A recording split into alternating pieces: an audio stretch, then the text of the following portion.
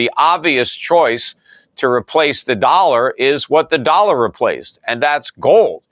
And so that is where we are headed. We are going to return to the gold standard. That is the norm throughout modern history, was to have gold as money. I mean, that's the problem with our current monetary system, is that we don't have any money anymore. We just have paper. But currency needs to be backed up by real money. And that is where we're headed. So it's not a question of will or even if we're going to return to a gold standard. The question is when. You know, how soon is it going to happen? The sooner the better, as far as I'm concerned. PeterSchiff, a prominent American economist and financial commentator, is a particularly vocal advocate for gold-backed currencies. Schiff argues that when the US dollar collapses, other paper currencies, such as the euro or yen, will not be suitable alternatives as global reserve currencies. Instead, he posits that the world will naturally gravitate back to a gold standard, citing gold's historical role as the foundation of monetary systems for centuries. This perspective is not isolated to financial individuals. Steve Forbes, chairman and editor-in-chief of Forbes Media, lent credence to this view in a Forbes Magazine article. Forbes suggested that the world is beginning to lurch toward a gold-based monetary system, contrary to popular belief. Jim Rickards, a respected financial analyst and investment banker, echoes these sentiments. Rickards acknowledges the inherent resistance to a gold standard, primarily because it constrains government fiscal policies. However, like Forbes and Schiff, he sees global economic trends tilting towards a gold-based system. At the core of this argument is the contention that the current fiat currency system lacks real money. Schiff and his contemporaries argue that paper currencies must be backed by tangible assets like gold to possess genuine value. This viewpoint challenges the very foundations of modern monetary policy and central banking practices. The expansion of the BRICS economic alliance, which now includes Iran, has been accompanied by discussions of creating a new shared currency. Iranian ambassador to Russia, Qasem Jalali, confirmed that Iran is actively collaborating with Russia to launch a new currency to reduce reliance on the US dollar. The diplomat noted that creating a single currency within the BRICS framework is currently under development. Make sure to tune in for our expert analysis. Don't miss out on future content. Hit the subscribe button and turn on notifications to stay in the loop. Your support is greatly appreciated. So even though Roosevelt made it illegal for U.S. citizens to convert their Federal Reserve notes to gold, foreign governments could always take their Federal Reserve notes and get gold at a fixed rate of $35 an ounce.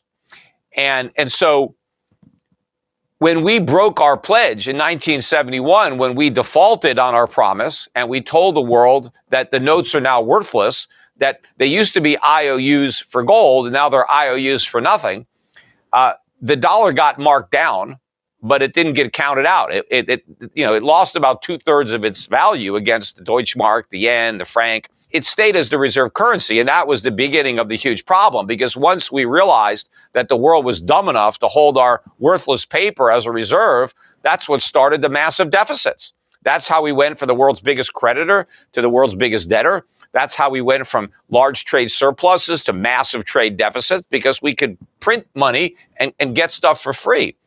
When the dollar starts to collapse and central banks want to divest and everybody wants to get rid of dollars, they're not going to say, okay, well, let's try the euro on for size. Why would they want to do that? Why should the euro be the reserve? The yen? Are you going to use the yen? I mean, come on. They can't. I mean, the yen isn't. They can't use the pound sterling anymore. You know, you're right. There are no currencies that are worthy of the dollar's crown. The dollar's not worthy of it either. So what the world is going to do is go right back to gold. That is the obvious choice that everybody is ignoring. Talk about like the elephant in the living room. So people are complacent. Oh, the dollar will be the world's reserve forever because no other currency can. Paper currency needs to be backed by real money. That's the problem. We have a monetary system right now without any money. We need to anchor the system with real money. The paper is a money substitute. It only has value if there's real money backing it up. And gold is the best real money that we've discovered. And that's where we're headed. So the question is, when does the world go back to the gold standard? Not does it, but when. But the history of the world for hundreds of years is gold is money. And that history hasn't been rewritten. Gold's going to continue to be money for a long time. This period where it wasn't used as money will be a footnote in history and a lesson to be learned. So this has created this false sense of complacency that the dollar will remain the reserve currency indefinitely because there's no other currency that can take its place. But people are missing the elephant in the living room. The obvious choice to replace the dollar is what the dollar replaced, and that's gold. And so that is where we are headed. We are going to return to the gold standard. That is the norm throughout modern history, was to have gold as money. I mean, that's the problem with our current monetary system, is that we don't have any money anymore. We just have paper. But currency needs to be backed up by real money, and that is where we're headed. So it's not a question of will or even if we're going to return to a gold standard. The question is when. How soon is it going to happen? The sooner the better, as far as I'm concerned. But I think we're a lot closer now than we've been in the past. And I think that circumstances are certainly evolving in a way that makes not only that return inevitable, but close at hand. Russia and China have reached a significant milestone in their effort to reduce dependence on the US dollar. Now, 90% of their trade is conducted using local currencies. This shift presents a serious challenge to the stability of the global economy, which the US dollar has long anchored. As economic powerhouses move away from the dollar, countries and investors increasingly turn to gold and other precious metals as safe havens. The economic implications of this shift are profound as China and India, leaders in e-commerce, strengthen their global positions.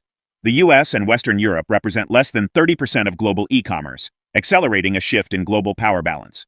Russia, China, and other nations are developing alternatives to the SWIFT banking system, further undermining the dollar's dominance.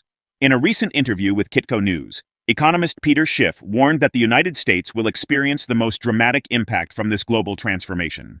According to Schiff, once the world entirely shifts away from the dollar standard, the US will lose the free ride it has enjoyed for decades. He predicts that the US will need to back its currency with gold, rather than relying on its status as the world's reserve currency. Let's get back to the interview. The primary backing for that is going to be gold instead of US dollars. For the rest of the world, it's not a big change because they still had to earn those dollars, right? The only country that can print dollars is the United States. So if you're a foreign country and you're accumulating dollars, you might as well just accumulate gold because you still have to earn it. You still have to generate exports and have, flows coming in to buy that gold. Or, of course, some countries, they can mine it themselves, right? And then the governments can buy it right off the miners.